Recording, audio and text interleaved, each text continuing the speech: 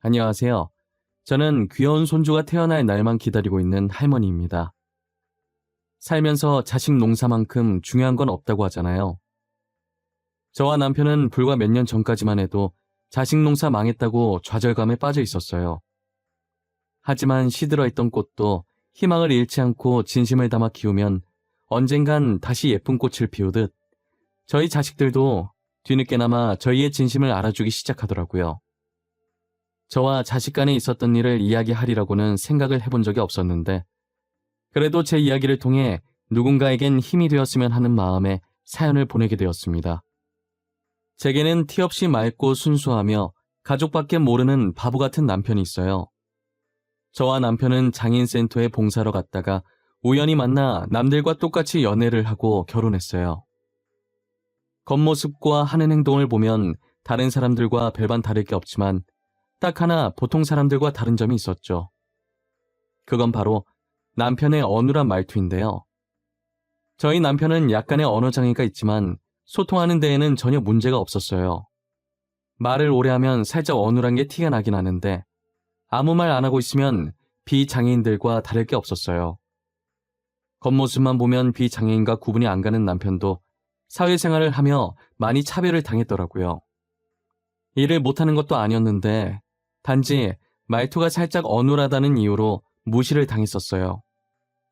그래서 누구보다 장애인의 아픔을 잘 이해하고 봉사를 하면서 자신보다 더 몸이 불편한 장애인들을 돌봐줬어요.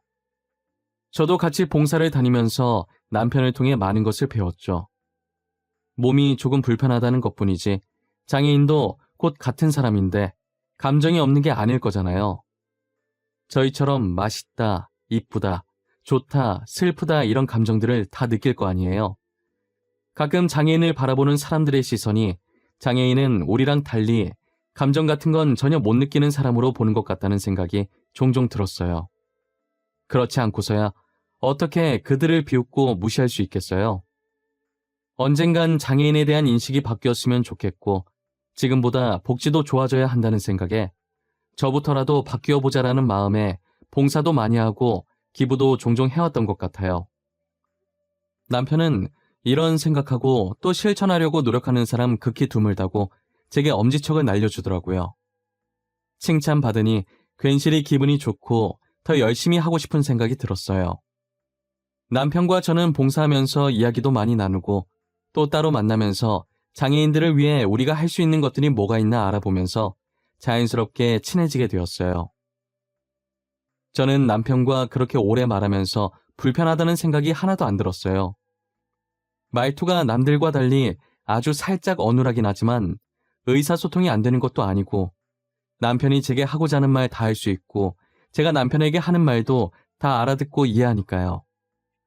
그리고 약자를 배려하고 아이들을 좋아하고 맑고 순수한 마음이 너무 예뻐 보였어요. 장애인이든 비장애인이든 상관없이 오로지 순수한 마음 하나만으로 제 마음을 빼앗아갔어요. 제가 결혼하고 싶은 사람이 생겼다고 부모님께 남편을 소개했을 때 솔직히 반대하실 줄 알았어요. 저희 부모님들이 가부장적인 성격이라 꽉 막혀 계신 분들이라고 생각했거든요. 그런데 남편을 보자마자 그동안 얼마나 고생을 많이 했겠냐고 안아주시는 거예요. 저를 워낙 엄하게 키우셔서 부모님께 그런 면이 있었는지 살면서 처음 알게 되었어요. 부모님은 못난 딸 잘 부탁한다며 안고 있던 남편을 쳐다봤는데 남편이 울고 있는 거예요. 이렇게 쉽게 울어서 딸을 믿고 맡길 수 있겠냐며 웃으시니까 남편은 바로 옷소매로 눈물을 훔치더니 눈물 참으려고 눈을 부릅뜨더라고요. 그 모습에 저와 부모님이 얼마나 웃었는지 몰라요. 그렇게 예상보다 쉽게 결혼 허락을 받았고 상견례 후 결혼 날짜를 잡았어요. 역시 청첩장을 받은 친구들의 반응은 왜 그런 남자를 만나냐는 반응뿐이더라고요. 소문으로 들은 친구들한테도 같은 내용의 문자가 날라왔었어요. 저는 그런 문자들을 받을 때마다 대답할 가치를 못 느껴서 답을 안 했죠. 그래도 제 결혼을 진심으로 응원해주는 친구들도 많았어요. 대단하다면서 자기들은 감히 그런 엄도 안 났을 것 같은데 저 보고 많이 배운다고 하면서요.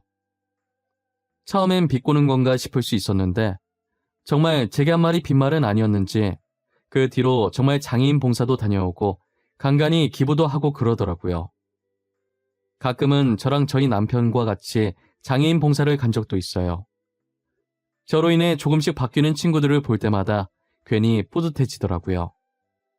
저는 지나가는 사람들이 전부 다 알 정도로 그렇게 유명한 화가는 아니었지만 제 그림을 찾는 마니아층이 탄탄하게 있어서 밥벌이를 하고도 남는 화가였어요. 원래 집이랑 작업실을 분리했었는데 작업실 가기 전 준비하는 시간이 너무 아깝더라고요.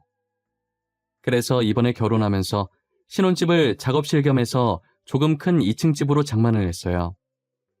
1층은 온전히 저희 가족 생활하는 공간으로 활용했고 2층은 제 작업실 겸 남편 작업실로 만들었어요. 남편은 당장 작업할 게 없었지만 혹시나 나중에 하고자 하는 일이 생기면 쓰라고 만들어 놨었어요. 하지만 아이들이 태어나면서 남편은 육아를 하느라 바빴고 남편의 작업실은 아이들의 놀이터가 되었죠. 집이 곧 작업실이다 보니 아들 셋을 낳고도 육아에 문제될 게 전혀 없더라고요. 제가 작업할 땐 남편이 봐주고 작업이 끝나면 제가 아이들을 보고 남편을 쉬게 했어요. 남편과 붙어있는 시간이 더 길어서 아이들이 어찌나 남편을 좋아하던지 질투가 날 때도 있었어요. 하지만 그건 세상에 대해 아무것도 모를 순수했던 어릴 때의 이야기고 아이들의 머리가 클수록 말이 어눌한 남편을 멀리하기 시작하더라고요. 아빠 곁에서 한시라도 안 떨어지려고 하던 아이들이 이젠 자신의 근처에도 오지 말라고 하니 남편은 당연히 바뀐 아이들을 보면서 슬픔에 잠겨 있었죠. 한 번은 학부모 상담이 있어서 학교에 가려고 하는데 첫째가 진지하게 말을 하더라고요. 엄마, 아빠는 학교 안 오면 안 돼? 솔직히 우리 아빠는 다른 아빠들이랑 다르잖아. 나 진짜 부끄러워서 학교 못 다녀. 그러니까 엄마만 와. 알았지? 너 그게 무슨 말버릇이야? 내가 그렇게 가르쳤어? 아빠가 너 얼마나 이뻐했는데 어떻게 그래?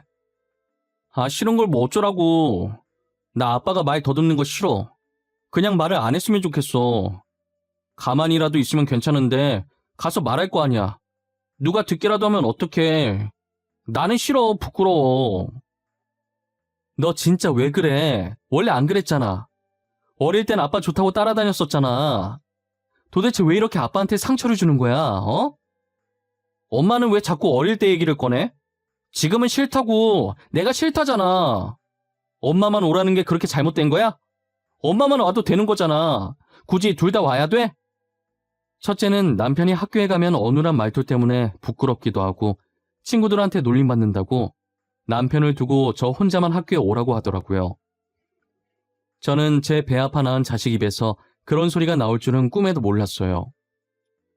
정말 사소한 거라도 혼내면 다시는 안 혼나려고 같은 실수 반복 안 하는 아이인데 정말 사소한 거라도 혼내면 다시는 안 혼나려고 같은 실수 반복 안 하는 아이인데 남편과의 문제에선 절대 제 말을 들으려고 하지 않았어요. 매번 혼내고 싸워도 늘 처음으로 돌아가서 남편을 멀리하려고만 했어요. 첫째랑 같이 학교 갔다가 남편의 말투를 들은 아이들이 어린 마음에 첫째랑 안 놀아줬었나 봐요. 첫째에겐 아무 문제가 없었지만 남편이 말을 잘 하지 못한다는 이유 하나만으로 아이들이 피하고 놀아주지 않으려고 했던 거예요. 물론 그 아이들이 하는 행동은 정말 잘못된 것이고 그것 또한 가정교육의 문제였겠지만 첫째는 그 일로 상처를 받았고 원인이라 생각하는 남편에게 화풀이를 하게 된 거죠. 집 근처에 외식이라도 하려고 나가면 혹시나 친구들이랑 마주치게 될까봐 창피하다고 남편을 데리고 나가지 말자고 하는 통에 매번 다른 동네까지 가서 외식을 했었어요. 첫째가 계속 이렇게 행동하니 당연히 밑에 동생들도 보고 배워 첫째가 하는 행동 그대로 했어요. 하나만 난리쳐도 머리 아픈데 셋씩이나 난리를 치니 지옥이 따로 없었어요. 그래도 눈치껏 가부장적인 저희 부모님 앞에서는 한마디도 안 하고 있더라고요. 친정 부모님께서 장손이라고 첫째를 마냥 이뻐하셨었는데 전에 한번 남편한테 하는 행동을 보고 처음으로 첫째에게 정색하시면서 호되게 혼낸 적이 있으셨거든요. 저도 똑같이 혼을 냈었는데 풍기는 아우라가 달랐는지 그 뒤로는 외갓집에 간다고 하면 남편한테 찍소리도 못하고 구석에서 자기들끼리 놀고 있더라고요. 저는 그래도 아직 아이들이 어려서 못 모르고 사춘기니까 성인이 되어 철들면 바뀔 줄 알았어요. 하지만 제가 아이들을 과대평가했었는지 성인이 된 후에는 철이 들긴커녕 오히려 자기들 다 컸다고 남편에게 막대하는 게 더 심해지는 거예요. 이제 부모 도움 없이 혼자서 할 수 있는 것들이 많아지니 남편은 더 이상 필요 없다고 느껴진 거겠죠. 자식들 결혼시킬 때도 정말 많이 싸우고 남편과 저는 자식들에게 실망감을 느꼈어요. 상견례 하면서 아버지를 부르지 말자는 게 말이 되나요? 첫째는 아버지 바빠서 못 온다고 대충 말해놓을 테니 아예 오지 말라고 하고, 둘째는 남편과 똑 닮은 작은 아버지를 제 옆에 앉히겠다고 하는 거예요. 그나마 형들보다 양반이었던 셋째는 아버지 오시긴 하는데 원래 무뚝뚝해서 말이 없는 편이라고 했으니 짧게만 대답하라고, 길게 대답하면 들킨다고 신신당부를 하더라고요. 자식들 결혼시키면서 저희가 이렇게 심적으로 힘들고 상처받게 될 줄은 몰랐어요. 그 상황에도 남편은 허허하면서 바보같이 자식들이 하자는 대로 해주자고 하는 거예요. 괜히 자신이 고집부려서 상견례 갔다가 결혼 못하게 되면 그 원망 누가 다 듣겠냐고 하면서요. 상견례만 잘 넘어가면 어차피 마주칠 일 많이 없어서 결혼식 날 부모님 석에는 앉혀드린다고 하니 자신은 결혼식장에 가서 자식들 결혼하는 모습을 보는 것만으로도 감사하다고 하더라고요. 그렇게 저희는 이런저런 많은 일을 겪고 우여곡절 끝에 마지막 남은 막내의 결혼까지 무사히 마쳤다는 표현이 맞는 건지 모르겠지만 아무런 탈 없이 잘 끝마쳤어요. 자식들 결혼을 다 마치고 모든 게 끝났다고 생각했어요. 며느리들도 저희 남편이 말이 어눌하다는 걸 알고 결혼을 한 것이었거든요. 그래서 이제는 조금 편하게 살 수 있지 않을까 했어요. 저희 자식들 중에 막내가 제일 먼저 저희에게 손녀를 안겨주었어요. 저희는 혹시나 사돈이랑 마주칠까봐 사돈이 가신 후에 보러 갔어요. 눈은 저희 아들을 닮고 나머지는 막내 며느리랑 똑 닮은 것이 너무 이쁜 거예요. 저는 손을 씻고 아이를 안아들었고 남편도 아이를 안아보고 싶어서 손을 씻고 기다리고 있었어요. 아이는 저를 보기 위해 눈을 뜨려고 안간힘을 쓰는데 어찌나 예쁜지 몰라요. 그렇게 제가 몇 분 정도 안고 있다가 남편에게 아이를 넘겨주려고 하는데 물을 떠오던 막내 아들이 그 모습을 보고 물을 내려놓더니 기겁하면서 달려오더라고요. 남편은 아직 애를 제대로 안아보지도 못했는데 막내 아들이 순식간에 아이를 낚아챘어요. 아, 아버지, 그렇게 애를 막 안으시면 어떡해요. 태어난 지 얼마 안 돼서 면역력도 약한데 애한테 병균 옮으면 어쩌려고 그래요. 왜 이렇게 생각이 없어요? 미안하다. 근데 나 손 씻었어. 비누로 깨끗하게 씻고 아이 안은 거야. 옷이 더럽잖아요, 옷이. 밖에서 먼지 다 묻히고 왔을 거 아니에요. 가뜩이나 아이한테 문제 있을까봐 태어날 때까지 얼마나 걱정했는데. 너 방금 한 말 무슨 뜻으로 말한 거야? 아이한테 문제 있을까봐 걱정했다고? 무슨 문제 때문에 걱정한 건데? 혹시 내가 생각하는 그런 거 아니지? 어머니가 생각하는 거 맞아요. 혹시나 우리 애한테도 장이 있으면 어쩌나 걱정했어요. 유전일 수도 있는 거잖아요. 저희는 운 좋게 아니었지만 저희 딸은 그럴 수도 있잖아요. 오빠, 부모님한테 말을 왜 그렇게 해? 내가 저번에도 그렇게 얘기하지 말라고 그랬지. 왜 계속 아버님을 못 살게 굴어, 어? 아이 일이네. 오빠도 아이 만지지 마. 내가 낳은 아이야. 막내 아들이 하는 얘기를 들으면서 얼굴이 점점 붉어지던 막내 며느리는 결국 못 참고 한 소리를 한 뒤 막내 아들에게 안겨있던 아이를 뺏어 들었어요. 남편에게 사과하기 전까진 아이 못 만지게 할 거라고 하니 어쩔 수 없이 사과를 하더라고요. 진심이라는 건 눈꽃만큼도 찾아볼 수 없는 사과였지만요. 그래도 저희는 막내 며느리 덕분에 손녀를 마음껏 볼 수 있었어요.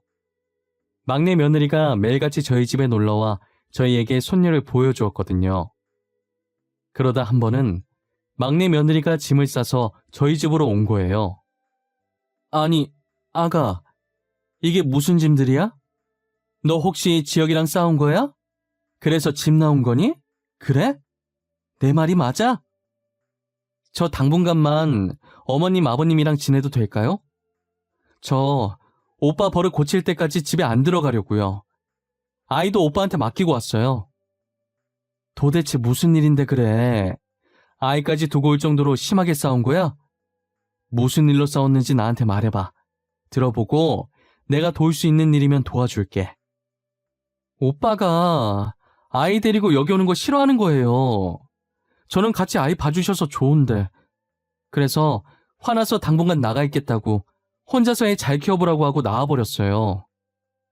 그래서 그렇게 짐 바리바리 싸들고 여기로 찾아온 거야? 혹시 매일 와서 그런 건가? 그럼 일주일에 한 번 오겠다고 말 잘해보지 그랬어. 그게 사실 아버님이랑 아이랑 같이 있는 걸 안 좋아해서요. 자꾸 이상한 소리 하면서 아버님이 아이 못 만지게 하라고 하잖아요. 그래서 짜증나서 싸웠어요.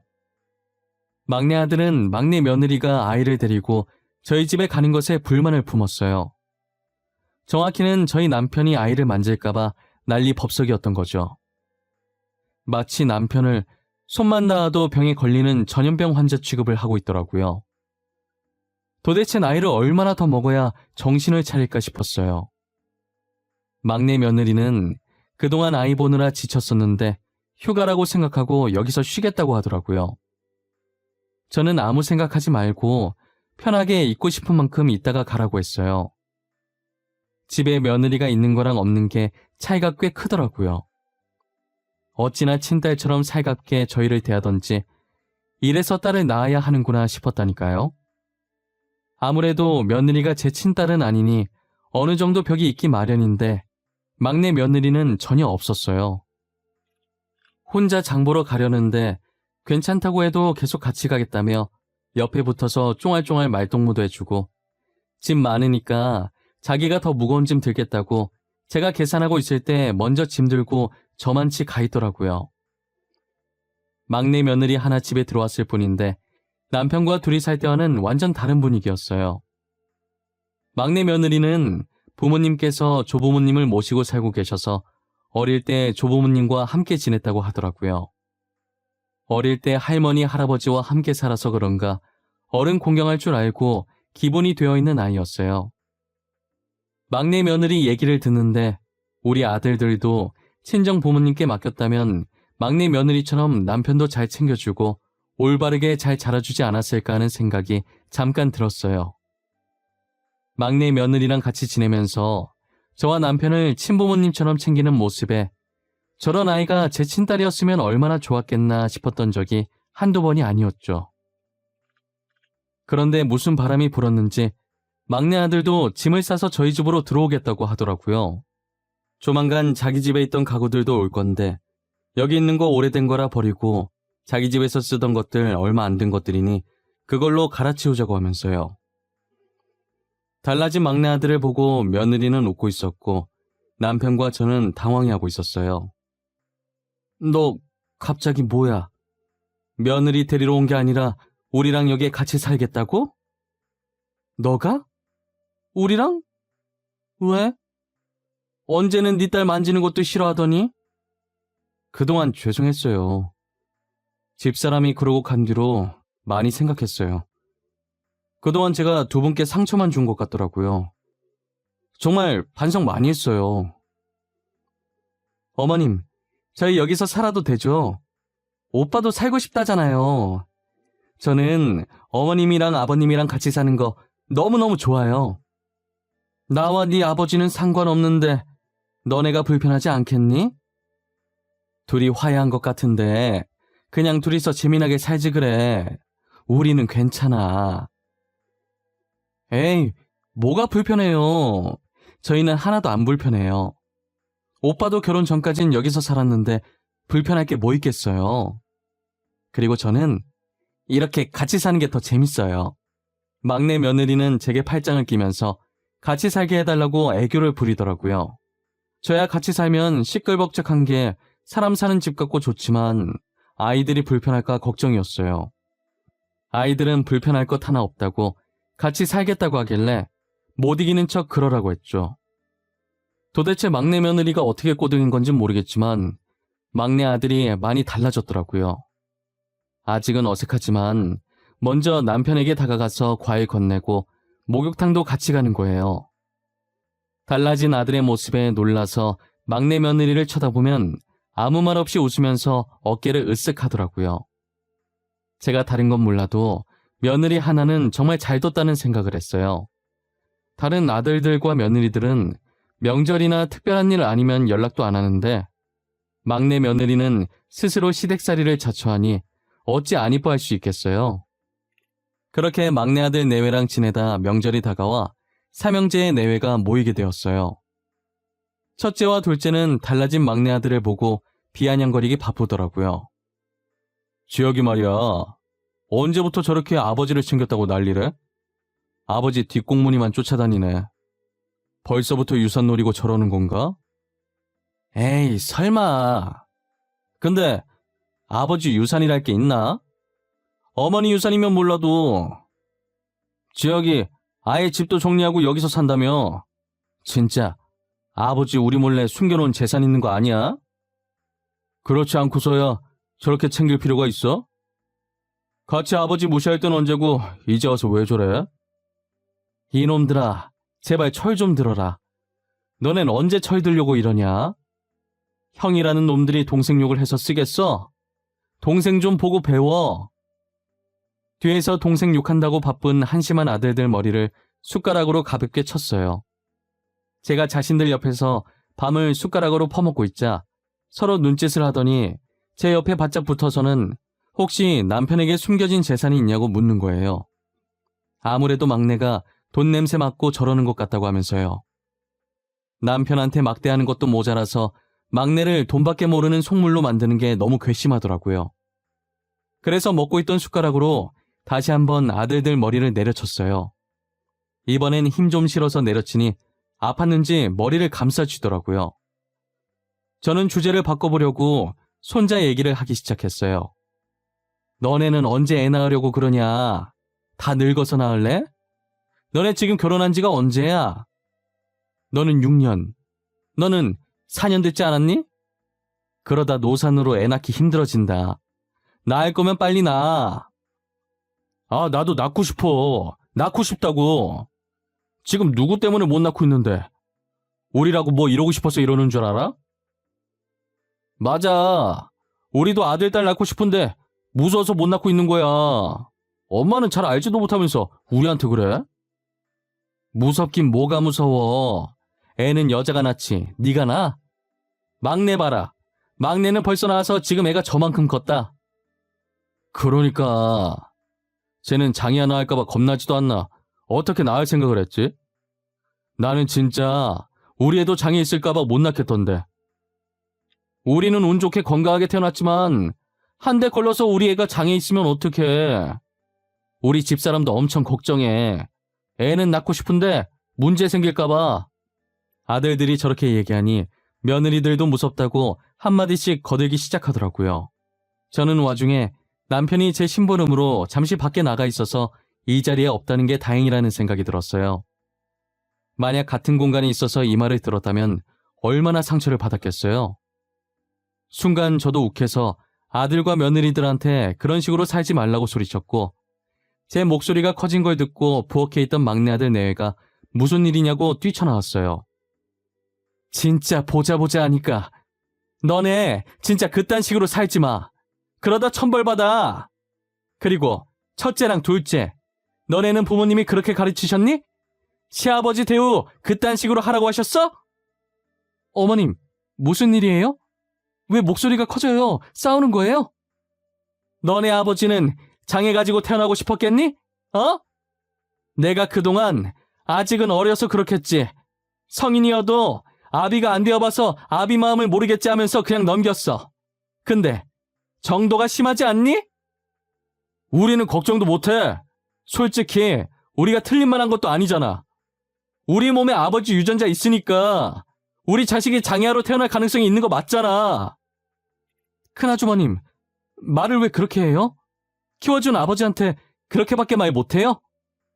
저희 할아버지도 장애인이셨어요. 근데 저희 아빠도 저도 비장애인이고 제 딸도 비장애인이에요. 막내 며느리는 첫째 아들 말에 들고 있던 뒤집개를 바닥에 던지면서 소리쳤어요. 갑작스러운 막내 며느리의 고백에 다들 놀란 듯 막내 며느리만 쳐다보고 아무 말도 못하더라고요. 그리고 울분을 토하듯 지금은 우리가 비장애인이지만 우리라고 장애인 안 될 줄 아냐고, 당장이라도 사고 잘못 나면 장애인 될 수 있는 거라고 주먹을 쥐면서 소리 질렀어요. 서열로 보나 나이로 보나 막내인 셋째 며느리가 자신들에게 삿대질하면서 소리를 질러도 맞는 말뿐이니 첫째, 둘째 아들 내외들이 아무 말도 못하더라고요. 저는 조용히 방 안으로 들어가 서랍 구석에 박혀있던 수첩들을 꺼내서 아들들 앞에 던져놨어요. 아들들은 제가 던진 수첩을 들더니 저를 쳐다보길래 한번 열어보라고 했어요. 수첩들 표지엔 아들들의 이름이 적혀 있었고 그 속엔 남편의 글씨로 빼곡히 가득 차 있었어요. 그 수첩엔 아들들이 태어난 직후부터 성인이 되어 결혼할 때까지의 육아일기가 적혀 있었어요. 저도 안 썼던 육아일기를 남편이 하루도 빼놓지 않고 써내려갔었죠. 남편은 어느 정도 컸을 때 한 일기장에 다 같이 적어도 됐을 텐데 꼭 한 사람씩 따로 일기를 적었어요. 육아일기를 보고 있으면 남편이 얼마나 자식들을 아껴왔는지 볼 수 있었어요. 늘 자신에게 모진 말을 하던 못난 아들들이지만 부모가 아니면 누가 자식의 투정을 받아주겠냐며 그렇게 남편은 자기 가슴이 멍들고 있는 줄도 모르고 항상 아들들 생각뿐이었어요. 첫째와 둘째 아들은 수첩을 읽어 내려가며 조용히 눈물을 흘렸어요. 그리고 다른 공책을 꺼내서 아들들에게 건넸어요. 거기엔 아들들이 그동안 남편에게 어떻게 했는지가 적혀있는 제 일기장이었어요. 아들들이 모진 말을 할 때마다 그 말들이 자신을 강하게 만들어준다며 그냥 웃어넘기던 남편의 모습이 담겨있는 일기장이었어요. 그동안 자신들이 뭐라고 말했는지, 남편에게 어떤 상처를 줬는지 적혀있는 제 일기장을 보고 조용히 눈물만 흘리던 아들들은 제 일기장을 보며 오열하기 시작하더라고요. 아들들이 모진 말을 뱉는 와중에도 아이들이 자신을 너무 사랑해서 그런 거라고, 더 강해져서 이 세상을 버티라는 뜻이라며 위안하는 남편의 모습에 오열을 하는 거예요. 뒤늦게 들어온 남편은 아들들이 오열하고 있자 놀라서 달려오더라고요. 왜 우냐면서 무슨 일이냐고 제게 묻다가 바닥에 널브러진 수첩들을 쳐다봤어요. 아니, 애들 왜 울고 있어? 무슨 일 있었어? 이 수첩, 내 수첩 아니야? 이게 왜 여기 나와 있어? 아버지, 죄송해요. 그동안 정말 죄송했어요. 철없던 저희를 용서해 주세요. 저희는 아버지 마음도 모르고 정말 죄송해요.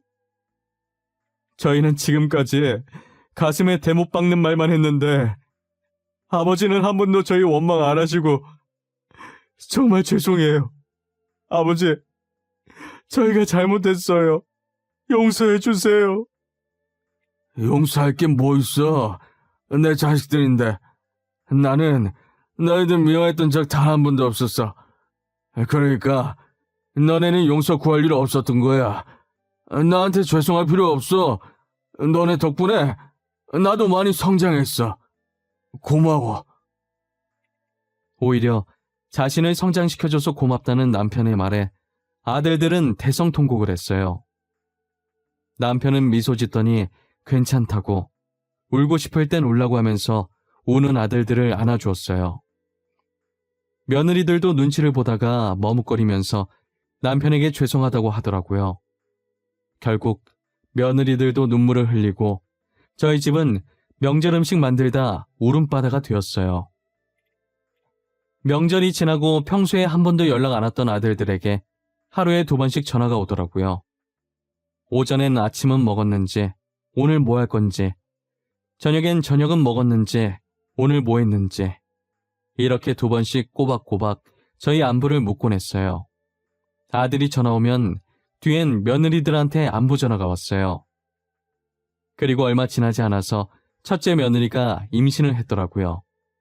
둘째 며느리도 임신하려고 열심히 준비하고 있다고 하고요. 요즘은 아들과 며느리가 효도 대결이라도 하는 듯 번갈아가며 전화가 오고 있어요. 확실히 예전보다 저희 집 방문하는 횟수가 많아졌고요. 남편과 제가 20년 넘게 기다려온 행복이 이렇게 찾아오네요. 오랜 시간이 걸렸지만 오래 걸린 만큼 저희의 행복도 길게 갔으면 좋겠어요. 저와 남편은 요즘 장손맞을 준비하느라 바빠요. 아직 태어나려면 2달 정도 남았지만 첫째 며느리가 저와 남편을 데리고 아기용품 사러 다니느라 바쁘네요. 저희를 이렇게 잘 챙겨주는 모습을 보니 아들들과 며느리들에게 너무 고마워요. 제 긴 이야기는 여기서 끝내보려고 합니다. 지금까지 들어주셔서 감사하고 제 사연을 들으시고 부모님이 생각나셨다면 당장 전화해서 사랑한다고 말해보는 게 어떨까 싶네요.